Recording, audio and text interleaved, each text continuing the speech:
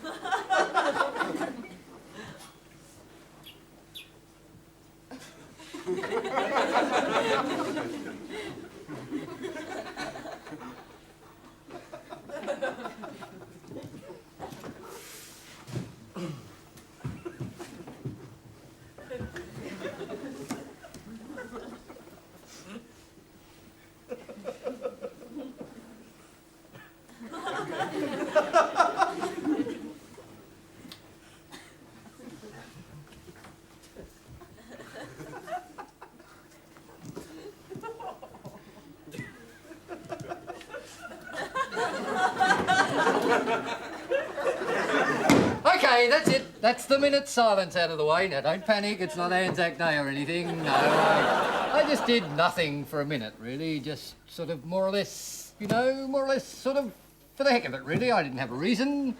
I mean, I could have told you that I did a minute of nothing because it was my impression of the public service or something, but, that's not the reason I did it. It's just that I had nothing to do and I thought I'd do it. You see, now, I know what you'll be thinking. Well, those of you who are still watching, I know what you'll be thinking. You'll be thinking, well, what an extravagant waste of television time. What an extravagant waste of the taxpayers' money. I mean, that minute could have been used for some worthwhile purpose, like, it could have been, perhaps we could have used it, for an ad for a hot water bottle that snores for lonely people, you know. I mean, that'd be worthwhile, but I just wasted it. Now, before you start rushing off to Kenny Meyer up there on the board, or perhaps Sister Veronica, hi there, sis, just let's work out exactly what that minute cost each taxpayer. And to do this, what we do is we divide the number of taxpayers into the amount of money allocated to the ABC every year by those very kind, compassionate people, suck, up in Canberra. Now, look, let's work this out together. I think that's the best bet. See, the ABC costs each taxpayer approximately it's very difficult, $2.65 each. That's per year, right? Now, if we work that out on an hourly basis, it costs each taxpayer 3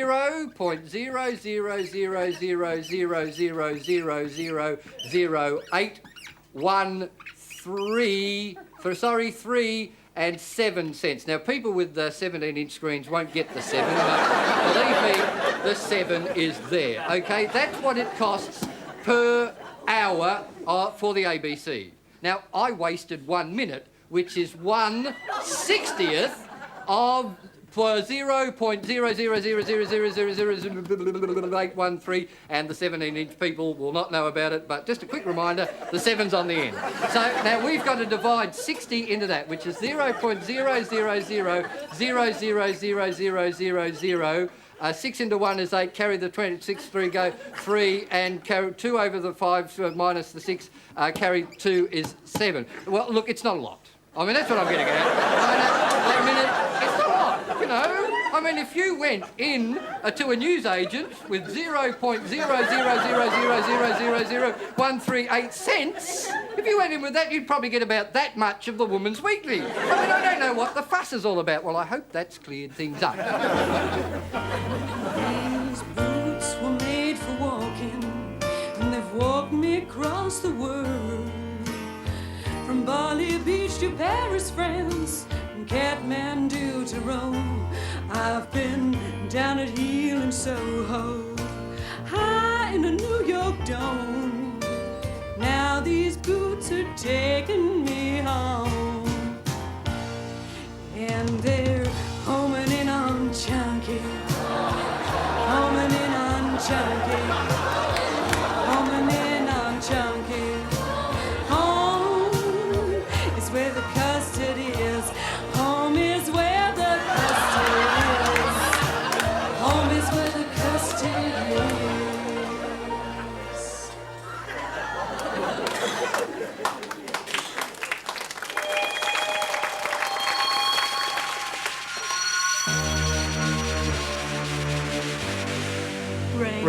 Space.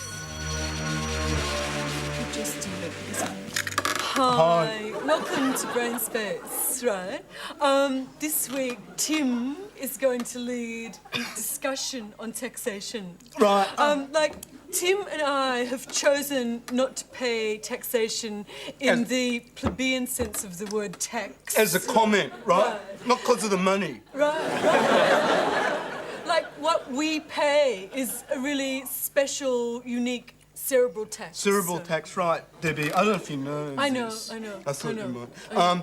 But most people only ever tax 1/8 of their brain space, Right. Which leaves, I mean, it's just the tip of the cerebral iceberg, Wow. right?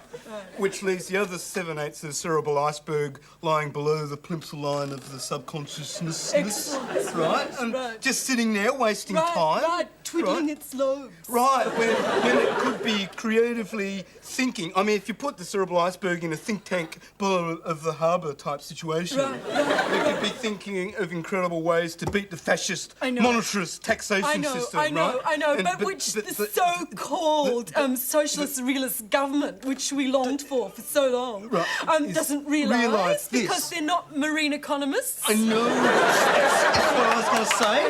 I know. And like, I don't know if you know, but I'm in this amazing new wave band called the Room Clearers, right? Wow, that freaked me out, Tim. That's really uncanny because I know a guy in the Room Clearers. Me too. Well, I mean, but like, obviously Bob Hawke has got no conceptualisation I know. of what it's like trying to manage a pre-Raphaelite, new wave, heavy metal, swing 50s experimental rock band, right? I know. Just goes to show how out of touch he is with ordinary people, right? Excellent. I know. Consensus equals nonsensus. 10 out of 10, right? Like, I mean, I'm just finding it personally really prohibitive, right? On my miserable fortnightly Dolph artistic funding check, right? I mean, try to manage the Room Clearers, pay for garage rental, spray cans for graffiti, I mean, chooks for the stage act, kerosene. I mean, Tim. I think that given it's a struggle for you to be creative, right? I'm struggling, right? I know. But like, what's wrong is that you don't realise that it's not you that's destitute, right? It's the so-called haves of this world who are destitute. I know. Spiritually destitute, right? While someone such as you, who has a really secure position in the unemployment industry, should view your dole check, right? Not as a source of social insecurity, but as a ticket to spiritual awareness. I do. I know. Like, I really feel sorry for the so-called haves with their jacuzzis and their in-ground swimming pools and their Doncaster mansions, their Mercs and their Porsches, their Christian Diors, their Christian Barnards. Like, are they really happy? Like, I ask you, are they really happy, Tim? Well, they look pretty happy to me, Dad. The other day, right, like, I saw this amazing guy in a Mercedes-Benz type situation, right? And he had this amazing, glamorous, blonde model type person in a Mercedes-Benz situation. And they were towing a yacht, and they both looked really happy. They probably just thought they were happy, Tim, but they weren't really happy. But they looked really happy. No. They did incredibly happy. They just thought they were happy. No, Tim, no. They just look. They were not. I mean, so happy. I think it's time. We'll check you later. They were just so happy. Okay, they were probably going they were happy. to divest themselves of their wealth and They were happy. Well, it's official. The bun's in the oven, eh, Billy boy? Yeah, 5 months pregnant. It shouldn't happen to a dog. It did. When'd you find out, Phil? This morning. Had an internal examination. Yeah. What's it like? Horrific. Humiliating. And I had to take a specimen. After what you sunk last night, that can't have been a problem. 2 milk bottles full. Yeah, boy, Billy. I knew you had it in you, son. Took him down the antenatal clinic in the Esky. Plonked him down in front of the little nurse. She was quite impressed. She showed me in to see the doctor, right? Now, can you imagine this? Complete shock and horror. This doctor wasn't a doctor at all. was a bloody woman. She didn't muck around, she told me to drop me decks, you know. I thought, righto, darling. A bit of a thrill. Down they went. Hey, you dog. Hey. She didn't even blink. I read about women like that in forum. There I am with Dactra at half-mast, and she motions me across the street. Now, there's this little bit of tissue paper, you see, where your bum goes. And you go out, and they put another bit of tissue paper there, another bum comes in, you know? Anyway, I suddenly see down the end of this bench, there's these two dirty big chrome-plated things sticking up in the air, you know? Like someone out of Star Wars, you got me? Stirrups, right? Hi-ho, Billy. Wait a minute. They get one leg up there, and one leg up there, you know, completely starkers, right? And you suddenly realise down here, there's this dirty big planet lab with a 500 bloody watt globe in it, you know? Snail back into its shell. The worst is yet to come. Wait for it, wait for it. She comes across with one of these disposal gloves, right?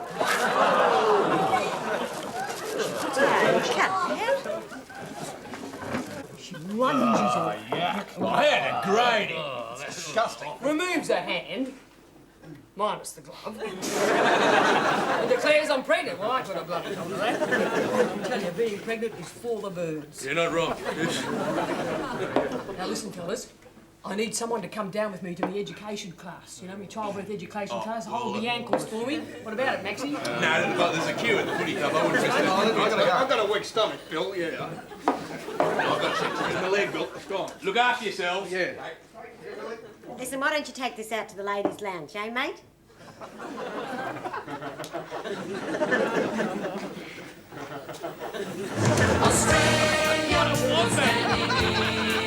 A kid in a brain. I fell in love with a preacher man, but he broke my heart in two. So I wrote a sad song with a sweet melody, and I played it to a producer man, and he said it would make me a star. I know just what to do, girl, leave it all up to me.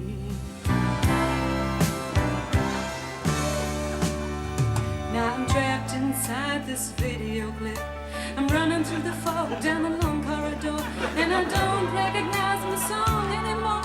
They've turned my song upside down. There's a lot of strange folks don't come from my town. I thought the song was country and western. I didn't realize what I was suggesting. Just when I think my song's gonna end, there goes that music I'll build up again. I've got to sing another refrain, and I don't think my throat can stand the strain. It looks like I'll forever remain stuck inside this video clip, 'cause the producers had a total eclipse of the brain. A total eclipse of the brain. A total eclipse of the brain.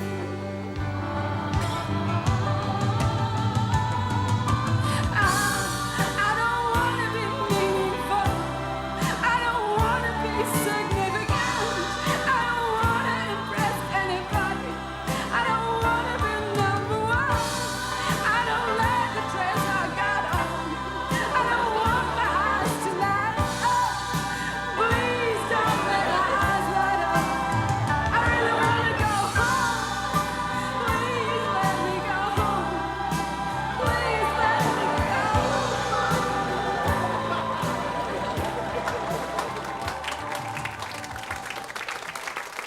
Hey, that was Sandy Cove with a total eclipse of the brain. An infectious malady that's raging up the charts. Hi, I'm Rick Brick. Now it's time for us to... Calm down, calm down, calm down, calm down. With the national top 10 diseases around Australia. And spreading down to number 10 on the Come Down Top 10 is that very trendy disease. Dysentery. She's got dysentery. Oh, Varley? Well, that's just it. Surface. Oh, Kate, how cringe-making. But isn't it just so pammy to get dysentery? And in surface. You know, she never did have a sense of style. I wouldn't be seen dead with dysentery. It's just so passe. Beyond pale. Hi. Hey, hi. Oh, you two look great. And you look better. Sorry I'm late. Bruno invited the supermarket manager home for tea last night. Dinner. I mean dinner, not tea. Yeah, dinner. Breakfast, brunch, lunch, drinks, dinner. You see, I know. Oh, Pammy, how could you? Well, I haven't been well. I mean, I've been running to the toilet. Lavatory.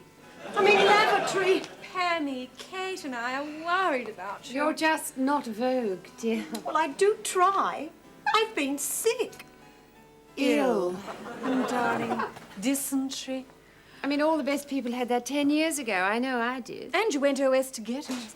Darling, if you're going to get ill, at least have the presence of mind to find something a little more modish. Like anorexia nervosa. Anna who? Susan.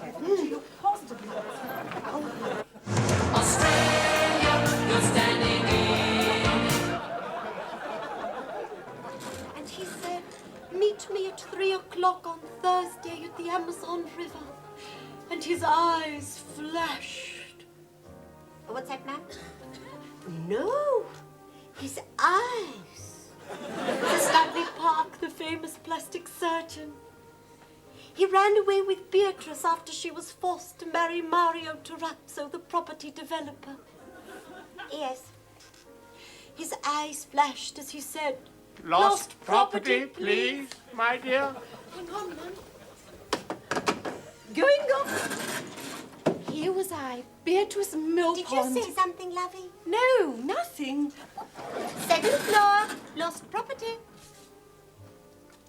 Goodbye, my dear. Going off. Now I was alone. It's very annoying, lovey. Sorry. And Mario Terrazzo. Doing it again. Am I? Third floor, gas barbecues, continental sausages, priceless bonbon. Beatrice, non da pasta. Io paio forisa mia piccola Wilbara. Mario Terrazzo, my husband in name only. What could I do now? Go to page 125. Go to page 125. The dark, brooding jungle savage. Hey, the jungle throbbed, and the honker hooter bird sounded its plaintive cry. Honker. Here was I, Beatrice Millpond, on page 125. Where was I leading me?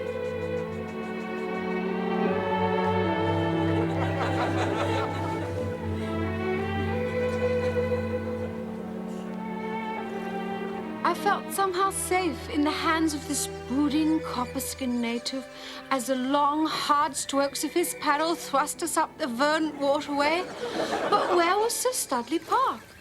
I remembered those restless eyes, searching, searching. Meet me, 3 o'clock, Thursday, the Amazon River. Sir Studley. It was now 4 o'clock, and the river was longer than I'd thought.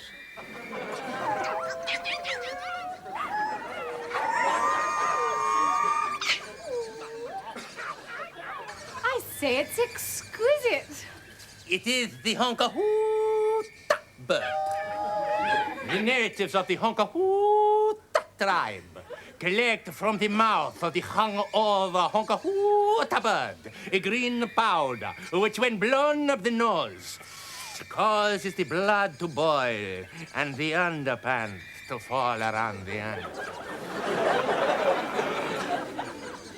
He looked at me long and hard. I think that's beastly, brutal, and barbaric.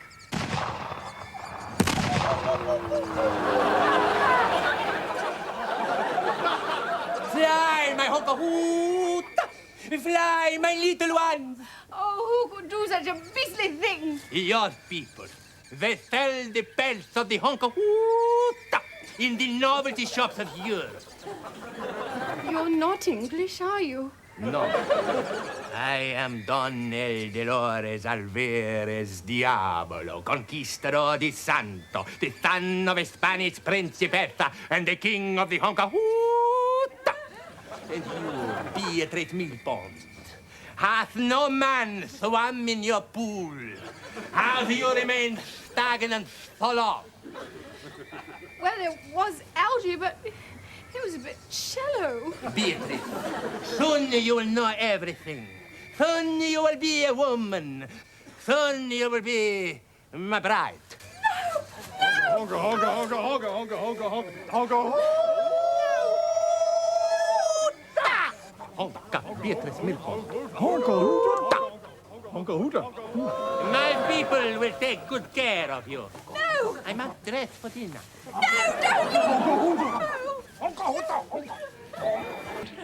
It is ancient tribal custom of Honka Hoota that young virgin bride spend 10 days and 10 nights in ceremonial hut of uncle of Honka Hoota Prince. That me, Honka Hoota. And 2 days and 2 nights in first cousin's hut, Honka Hoota. And second cousin's grandfather gets a go too, Honka Hoota. It is also ancient custom that village elders can slip round whenever they like to ensure that bride is still a virgin. Honka Hoota, Honka Hoota. I suppose I'll just have to. Where was Sir Studley? He could not help me now, but would he arrange to have my suit sent on? Hey, I'm Rick Brick. Where you thinking you went, Chunky Spunk? Watch, we got a Chunky Spunk over here. Hey there, you a Chunky Spunk. I reckon. What's your name? Simone. Simone. You looking for a boyfriend, Simone? I reckon. Desperate. What sort of boyfriend you looking for, Simone? Come with a job. So I can keep that custard coming. Hey, Simone. It's Rick Brick signing off from that Chunky Spunk. Watch.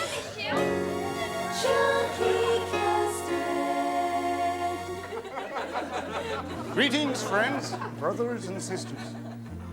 We will begin with a reading from the Holy Book of Noses. And I say unto you, the nose is the holy tabernacle of God. Think about that, friends. The words of the prophet Moses from on top off of Mount Sinus. In his sermon on the snout. For did not St. Paul write in his first epistle to the Histamines,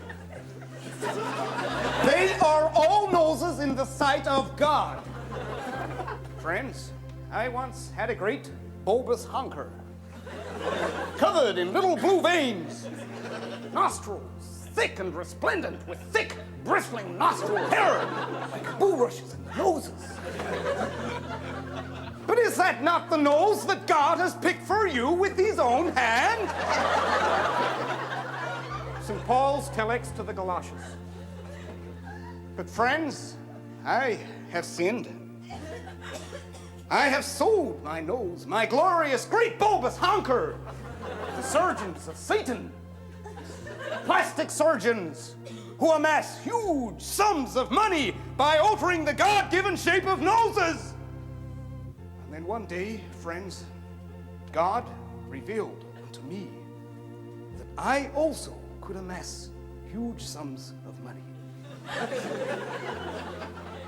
Wish you were here having a wonderful time.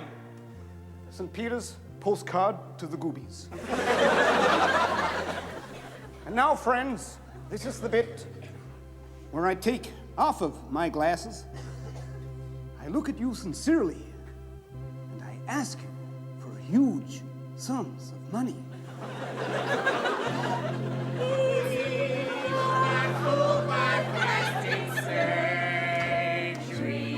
Open up your wallet. This part of his design. Accept me into your wallet. You may think it's bloody funny. Let your wallet be naked before God. I know that it's divine. Come on down. The price is right.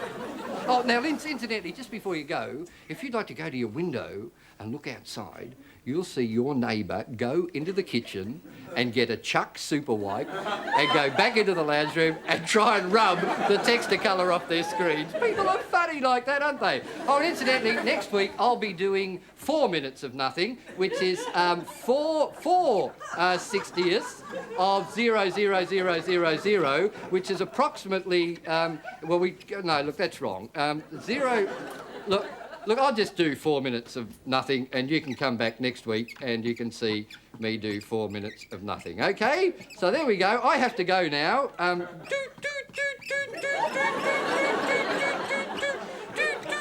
And this is something I've always wanted. Look, I'm having a good time. We're running over time because I was supposed to finish then, but this is something I've always wanted to do. Have we got a rag with methylated spirits there, please? Can I borrow? We're going to have a lot of fun. If you could just hang on a minute, because thanks, that's a fair bit here. This is something I've always wanted to do. It's sort of, it's national television graffiti.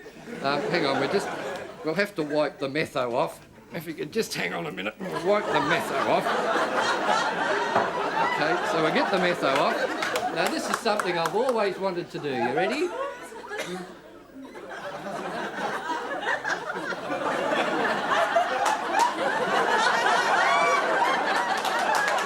that's it. That's something I always wanted to do, and, well, I thought, bugger it, I'll do it. So, listen, I've really gone pretty well overtime there, and I really can't hang around. Look, I'll probably go on forever because I'm having the time of my life, to be quite honest with you. If you're getting bored at all, well, listen, please feel free to turn over to another channel or something, or I'm sure the director will just cut me off when he gets bored. He's got a very low tolerance to these sort of things.